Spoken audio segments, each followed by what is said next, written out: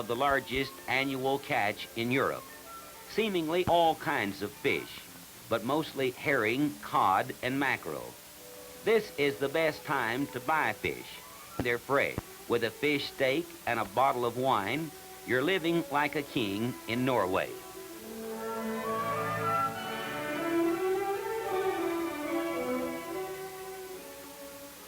Shopping for produce and flowers also is popular on the Bergen waterfront, especially early in the day.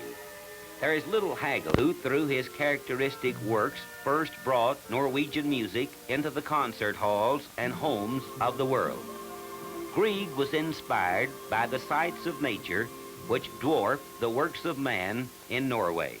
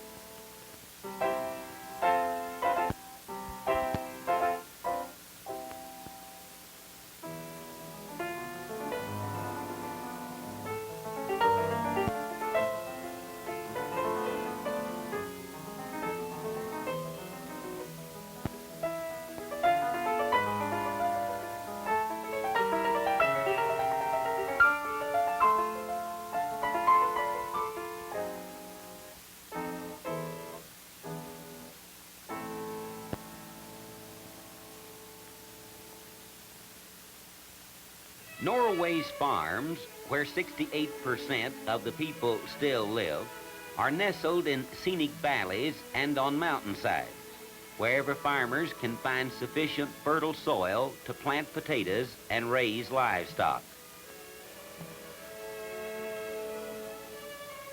Most Norwegian farmers own their land, an average holding of 25 acres. Hay, the principal crop, must be stacked in rows for drying before winter sets in. Some of the tastiest cheese in Scandinavia is manufactured from goat milk, produced by herds like this, if you can keep the kids out of the milk can.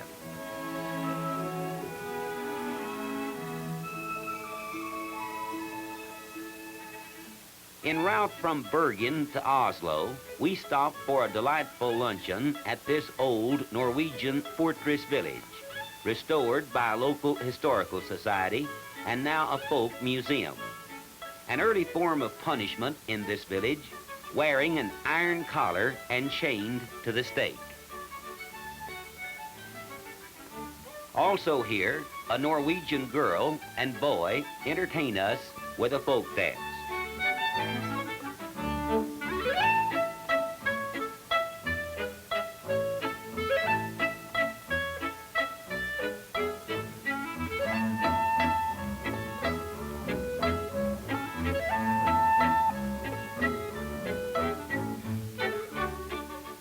In Norway, they say a cloud is one that rains 6 months, and the country's ice sheets are the most extensive in Europe. Yet camping out is popular in summer.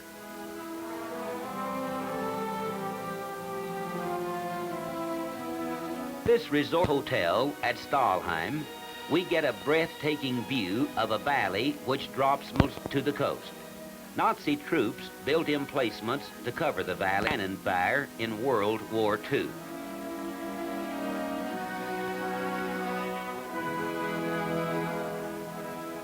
On the floor of the valley, we wait for a ferry which takes up where the highway leaves off.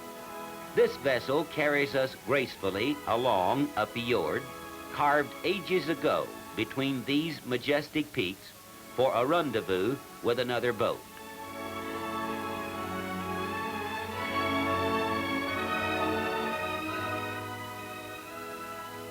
Farmsteads in such rugged country are picturesque. Most farmers along this fjord use the ferry and own motorboats instead of cars.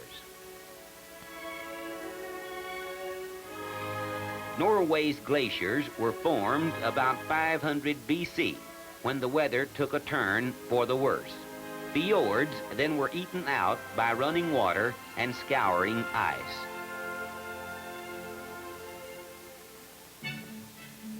This is Oslo, capital of Norway, also the country's economic and cultural center, which has outstripped Bergen only in the last century. Few people realized the strategic importance of Oslo until the Nazi captured it as a prize in World War II. Oslo is only 360 miles from Berlin.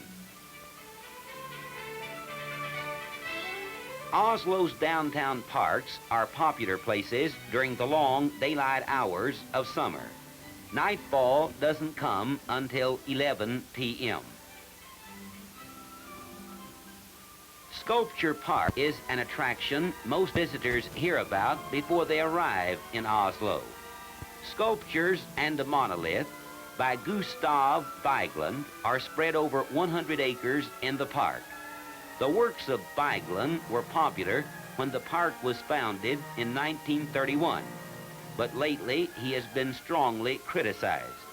Vigeland is credited with giving Norwegian sculpture a place of consequence. He died in 1943.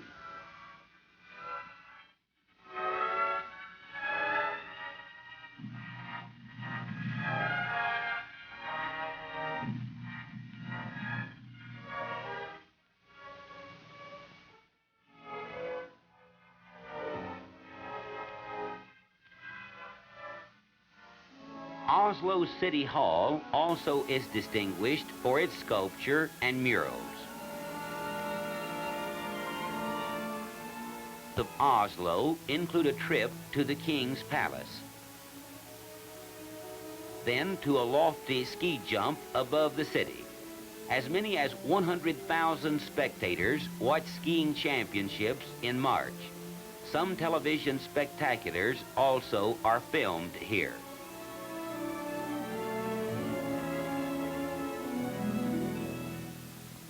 Since the 8th century, Norwegians have been skilled at building ships and sailing the high seas. They also have been trying to live down the infamous Scandinavian pirates, the Vikings, who plundered, but who also colonized Iceland, Greenland, Scotland, and Ireland. In this museum in Oslo, excavationists display discoveries where Vikings were buried with their ships, the same ships, perhaps, in which Norsemen sailed to America before Columbus. With the acceptance of Christianity, the banded Vikings disappeared. The Catholic Church first was established with considerable power and wealth.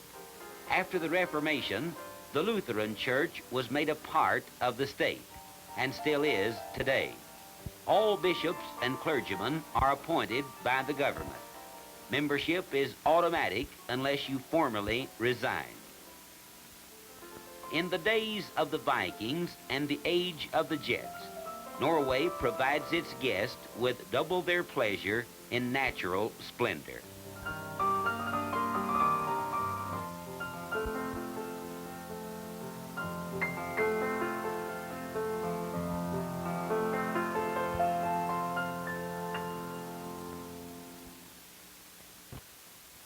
We'll continue our presentation from Scandinavia and the USSR after this message from Shurfine Foods.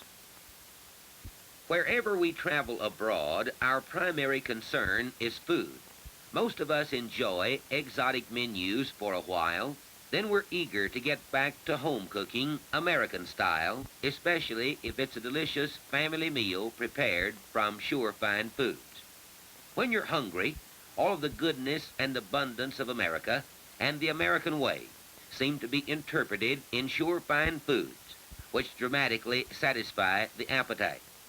This is because Shurfine Foods have become an accepted brand name to millions of American homemakers. They know they can depend on the Shurfine label for complete quality control. beginning with fruits and vegetables grown in fields selected for fertility, taste, and nutrition, processed in quality-controlled plants which are the pride of the nation's industry, rushed by refrigerated Shurfine trucks and rail, steamship, and air to regional warehouses, and then displayed attractively and sold at consumer-saving prices at your nearby affiliated food store. Altogether, there are more than 1,100 members of the Shurfine family of fine foods, canned, frozen, glass-packed, and packaged. From applesauce to apple pie, Shurfine Foods represent absolutely the finest from the fields and factories of America. Now back to our documentary presentation on the square.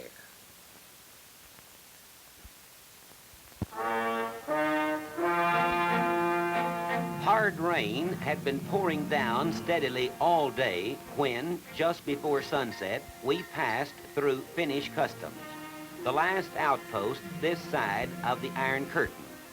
Parked at the Helsinki airport, an Aeroflot twin-engine jet flying the communist red flag and reserved for our flight to Leningrad.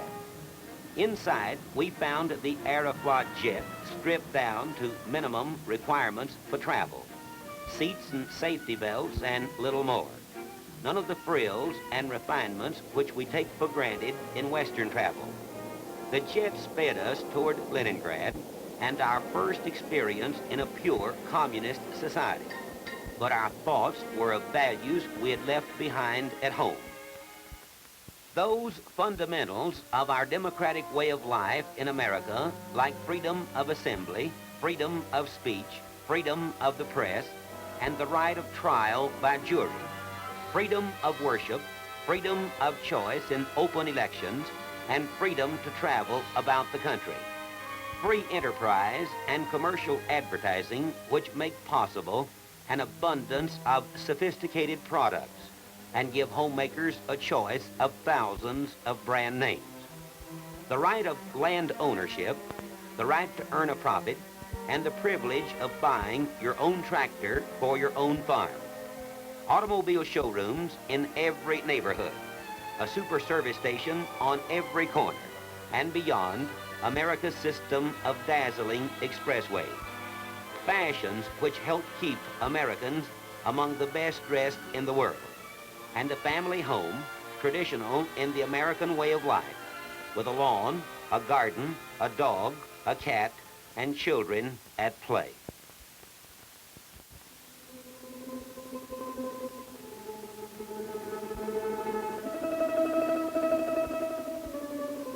Rain also had been falling when we landed at Leningrad, second largest city in the Soviet Union, named in honor of V.I. Lenin, hero of the Communist Revolution. This is traffic on the Neva River.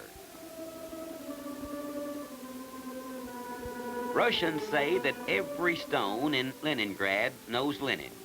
Here, in Palace Square, on October the 25th, 1917, Lenin assumed command of the Bolsheviks and stormed the Winter Palace to overthrow the government of Alexander Kerensky. This battle reshaped the destiny of the USSR and changed the course of history. Under communism ever since, workers supposedly have been liberated from serfdom and peasantry, but much hard labor is still assigned to women. More than half of the employed in many Soviet cities are women.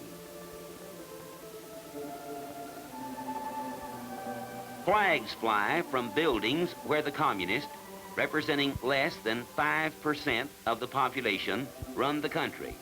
The USSR is a one-party state.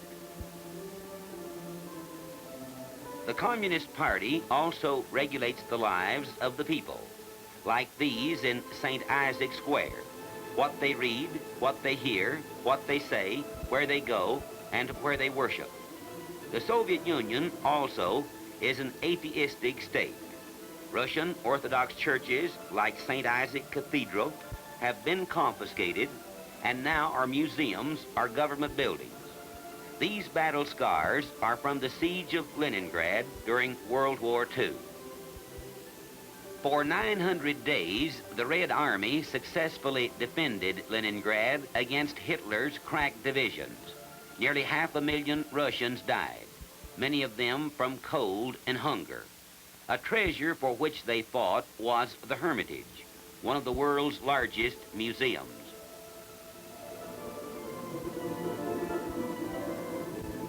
Two million exhibits are inside the Hermitage, which also includes the Winter Palace, former residence of the Tsars and where Lenin won the revolution. Some of the masterpieces are Rembrandts and other originals collected by the Tsars. Although the communists overthrew the wealthy classes, their break with the past is not complete. Relics like these are preserved as part of Soviet history. A map shows the landmass of the USSR, 15 republics from the Baltic to the Pacific, from the subtropics to the Arctic, covering 1/6 of the surface of the Earth. A commonplace sight in the Soviet Union is people standing in line. This line forms at a vendor stand where fruits and vegetables are being sold in the free market. Farmers bring to town produce they raise on a small private plot. Otherwise, there's little free enterprise in the USSR.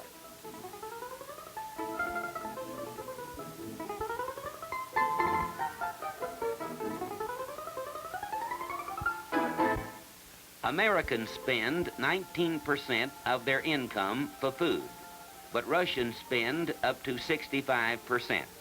A medium-sized tomato sometimes costs $1. Most Russians do their grocery shopping at sidewalk stands, going from line to line. No matter if it's a melon or an ice cream cone, the merchandise must be weighed and sold accordingly. Public transit is used heavily in Leningrad. The USSR has only one automobile for every 250 persons.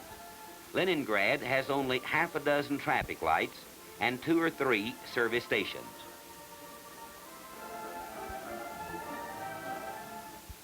Since private ownership of automobiles is considered capitalistic, discouraged by the government, and few Russians can afford one anyway, recreational activities must be locally oriented.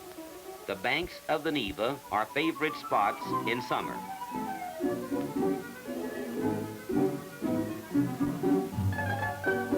Also in the summer, both foreign visitors and Russians flock to Peterhof, the Versailles of the USSR on the outskirts of Leningrad.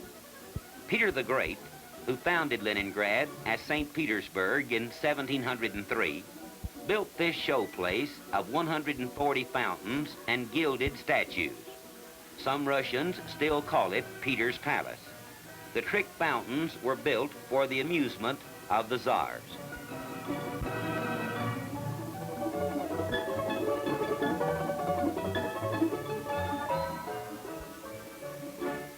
Communist historians say that Peter the Great, one of the better Tsars, imported serfs by the thousands to establish Leningrad, to pave the banks of the Neva with granite, and to build Peter's Palace.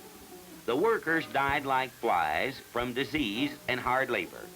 Nevertheless, Peter's monuments are maintained as part of the glory and culture of the USSR.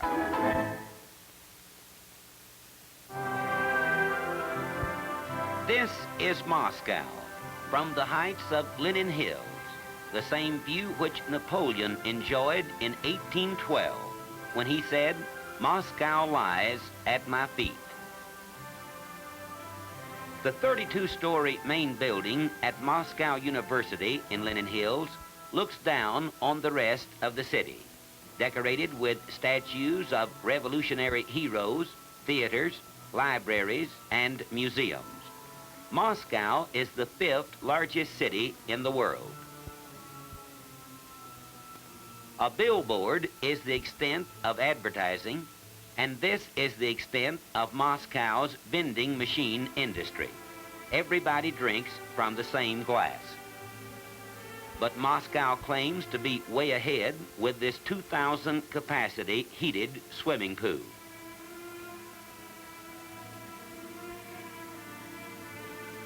Also first in construction of high-rise apartment buildings, the Communist Party's solution to a pressing housing shortage. More than 100,000 new apartment units are completed yearly. Muscovites criticize shoddy workmanship in the buildings. Rent is 5% of your income and is paid to the government. Nobody but the state can be a landlord in the USSR. A modern hotel complex to accommodate 20,000 guests goes up in the center of Moscow. On the other hand, Moscow does nothing to keep up its churches. This monastery has been wasting away since the Lenin takeover in 1917. But some Russians, like this elderly couple, remain faithful. Their memories belong to the age of the Tsars. Their family ties are in the cemetery of the churchyard.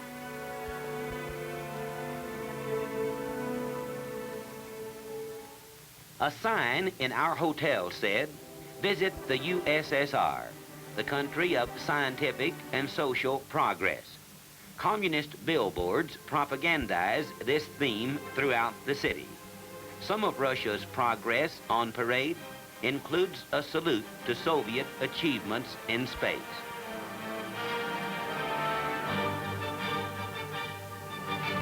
We now arrive at the exhibition of economic achievements, located on 534 acres in north-central Moscow, something like a national fair which runs all year. All of the 15 Soviet Socialist Republics are represented with pavilions built around the Friendship of People's Fountain.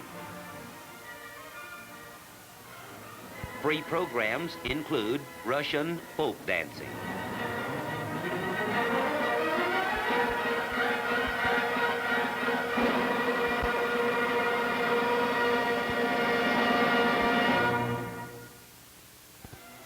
Many of Moscow's 6.5 million people, including school children, visit the exhibition to study agriculture.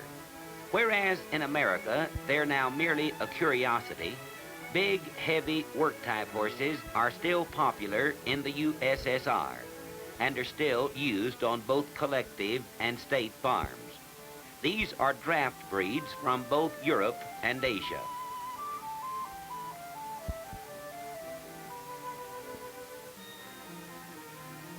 Since communism is an urban product and glamorizes the city worker, and since party leaders have had so much trouble collectivizing farmers, the Soviets make a special effort to promote agriculture at the exhibition. 35% of all Russians are engaged in agriculture, compared with 7% in the United States.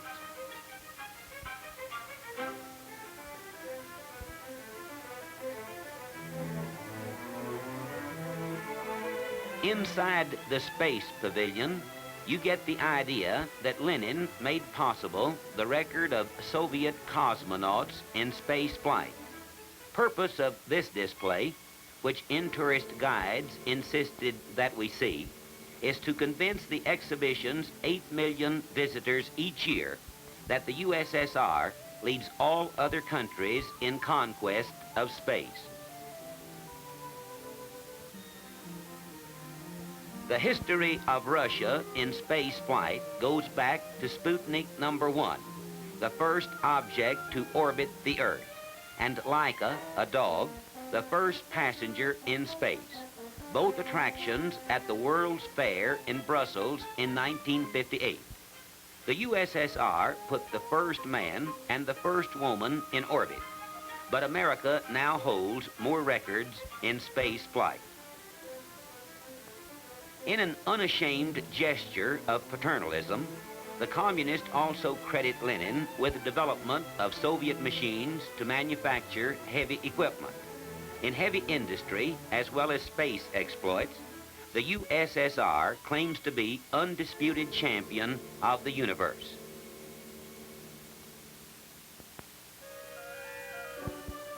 For an evening of entertainment in Moscow, we selected a circus in Gorky Park.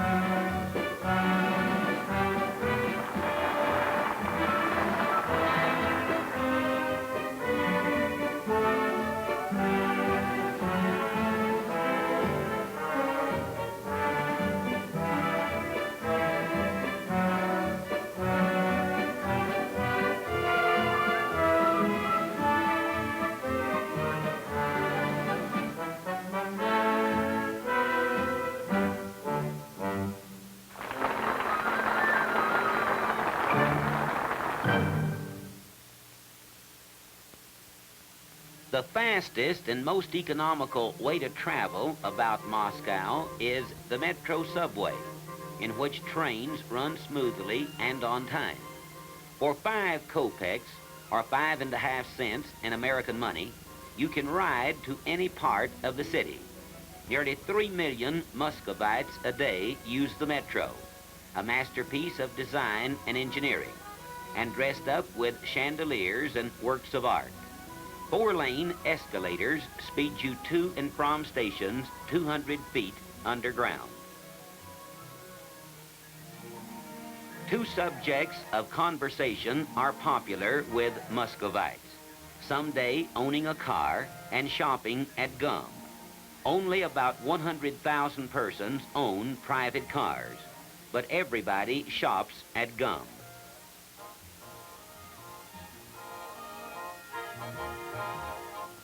Gum, a lengthy palace-type structure, is the largest department store in the Soviet Union.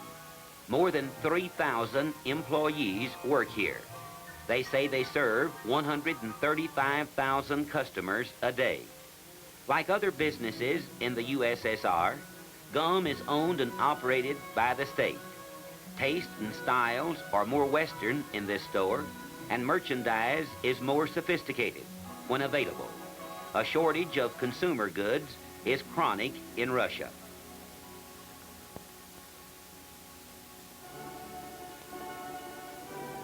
From Gum Department Store, we, along with cameraman Bill Rhew, step onto historic Red Square and take our first look at the Kremlin, citadel of Russian culture, religion, and government since the 12th century.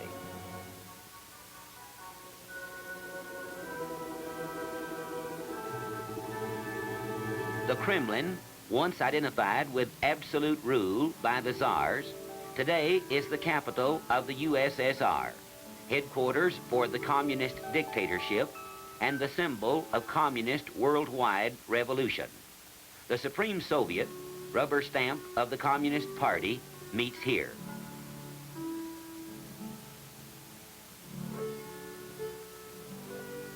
Only since the death of Stalin have visitors been admitted inside the Kremlin to view riches accumulated by the Tsars and maintained by the communists as treasures of the state. Also, new buildings now being constructed inside the Kremlin. Back outside the red walls of the Kremlin, we again join the crowds on Red Square. This is a view of the square looking toward Lenin's tomb, graves of less noted Bolsheviks beside the Kremlin wall, the permanent reviewing stand for parades, and the historical museum at the north end of the square. On the south end of the square, St. Basil's Cathedral, built by Ivan the Terrible in 1552.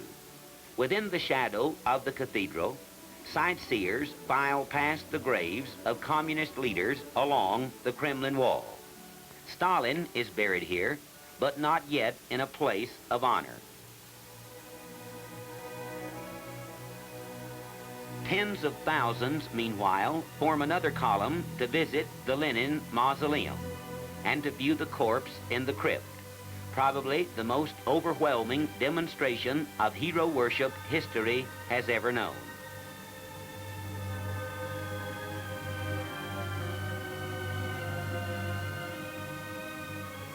Dedicated communists from everywhere come to this shrine as pilgrims. They look with awe at the body of Lenin and gather new inspiration to implement the doctrine of Karl Marx, overthrow of the property-owning classes, and establishment of a dictatorship of the proletariat.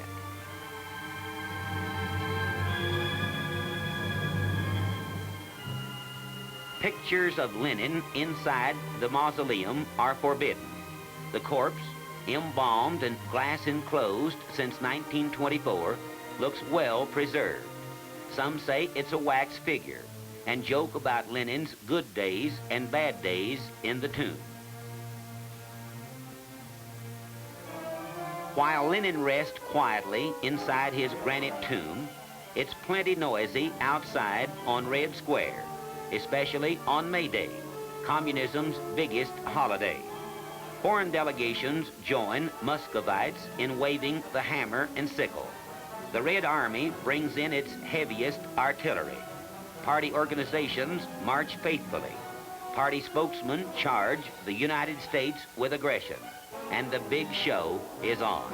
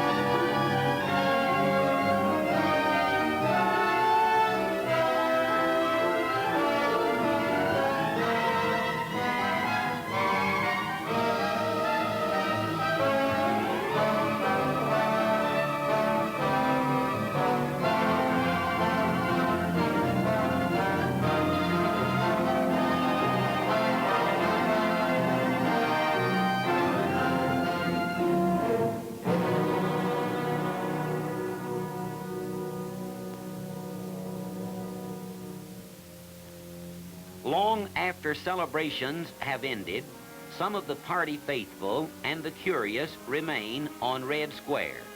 Always there's a crowd at Lenin's tomb. Some bring flowers, a gesture which bespeaks of the new state religion in the USSR. They watch cautiously the changing of the guard.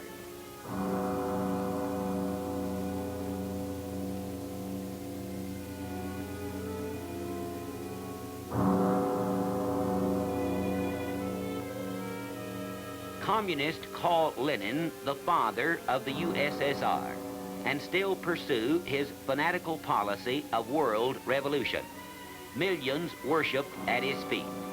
Yet Lenin has more blood on his hands than the Tsars and ruled with a terror the Tsars had never known. He communized Russia only by civil war. after which the country lay in ruins. That's the record of the man in the tomb.